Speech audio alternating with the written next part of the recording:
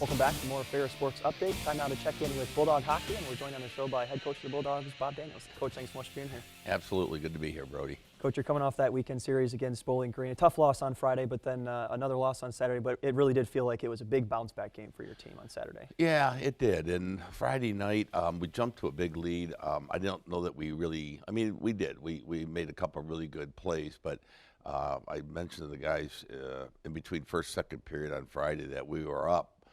But we were up because of a couple of really good individual efforts, not because we were playing well as a team. And as the game went on, we ended up losing 4-3, but I just didn't think we had a good game at all. The next night, I thought, conversely, we played really well, deserved a much better fate than that.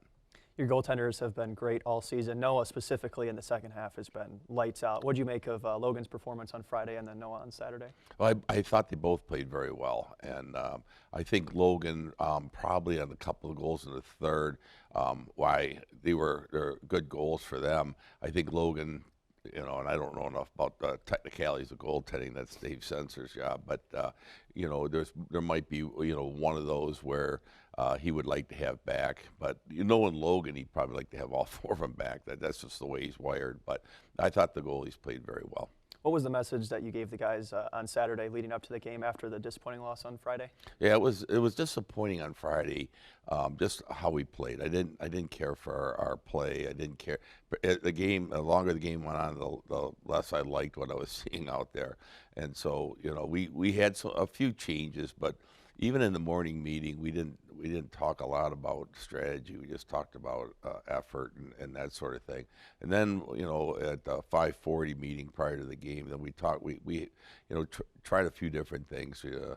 We wanted our defensemen to stay further up ice and to gap up, and I thought it really worked. We held them, and you and I were talking before we went on air. We held them to 21 shots, which is really low, and our low for the season, holding the opponent to only 21. So I really liked the game on Saturday. I think we keep rolling that same game out. We'll be the team that had won 4 games going into the weekend. Go ahead and take a look at some of the highlights from this weekend, starting with the Friday game. And you got off to an early start. Welcome Luigi Benincasa back to the lineup as he got right back in the points column. He's played unbelievable all year, and you can see here, this was a really good effort by both him and Jason Branchow. Branch had to beat his guy up the ice, and he did. Made a nice feed out front, and Luigi put it away.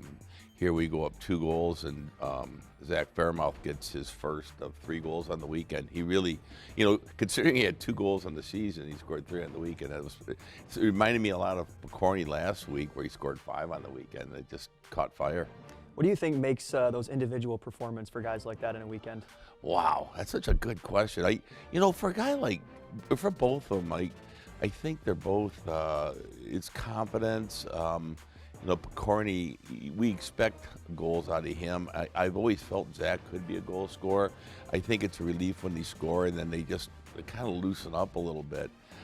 Particularly Zach Fairmouth. He works so hard. He's big. He's strong, but he, sometimes I think he grips the stick just a bit too tight.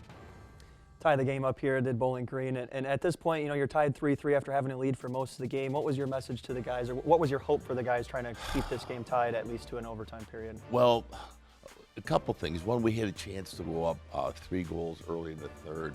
Really nice play by Nick Nardecchia. Just couldn't finish it off. I thought we had a couple opportunities early in the third to go up 3. And then once the other team started scoring, you could see all 4 of their goals came on line rushes against. And so we were really trying to harp that we wanted a third forward high in the offensive zone. And obviously once we fell behind, then we had to start pressuring up ice a little bit more. On Saturday, you get another start in the game where Bowling Green takes the lead early, so basically flipped of what happened on Friday night, but your guys really hung in there, specifically in that second period, and battled back. It's, hockey's such a funny sport in that this was a completely flipped script from the night before. We fall behind too, but nevertheless, I'm watching the game going, my God, we're playing really, really good. Now, this first goal they score, I challenged it. I used our timeout to challenge it because, and I had the best view of anyone. I'm standing on the bench right on the blue line. I was looking across and it was offside. I can't blame the linesman. I had a good look at him too. The play was coming right at him and he had to turn away so he didn't get, he was worried the puck was going to hit him. And so he didn't get a look at it. And I knew it was offside, but then the problem becomes he went to the camera to look, the video to look at it. But the way the camera's placed and the way that boards work right there, they had no view of it. And I think they knew ultimately that it was offside. But what can you do? It's part of the game, and we made a couple mistakes before that for them to get that close anyways. One thing that's been a huge strength for your team is we see a nice chance here, Nick Nardicchio shorthanded, but the penalty kill in the second half has been up over 80%, 88% for your team. What do you think the big difference is there between the first and the second half on the penalty kill unit? Such a good question. I think we were breaking in a lot of new penalty killers, that we didn't use last year. So I think that probably more than anything, we hadn't gelled. I think Coach Kaufman's done an outstanding job with the group. He's been patient with them, and it's paying dividends right now. Our penalty kill has been outstanding in the second half of the year. You can see they get the empty netter here. But no, it's been really good. So, I think from, I look back, we had come into the weekend winning 4 straight.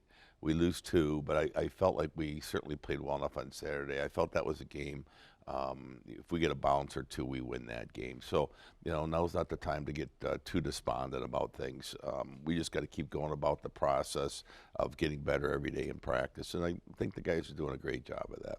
Coach, as we wrap up here, of course, you have the off week this week, and it seems like it's coming at a pretty good time. You've had a long January, at least in terms of travel and playing every weekend. But what's the plan like for the guys this week? Yeah, no, it's pretty easy week for them. They need to rest up in terms of bumps and bruises, and we'll practice Tuesday, Wednesday, Thursday.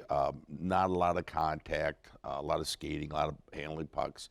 Then we'll come back on Sunday, and we'll have a practice Sunday, head to Bemidji, play Thursday, Friday, which is unusual, at Bemidji. So it's this week's just a good week, though, for the guys to heal up, and we've got a lot of different injuries that aren't severe, but are hampering the guys. Coach, thanks so much for the time, and good luck in a couple weeks from now when you take on the Beavers out in Bemidji. Sounds good. Thank you, Brody. Thanks so much, everyone, for tuning in to another episode of Ferris Sports Update.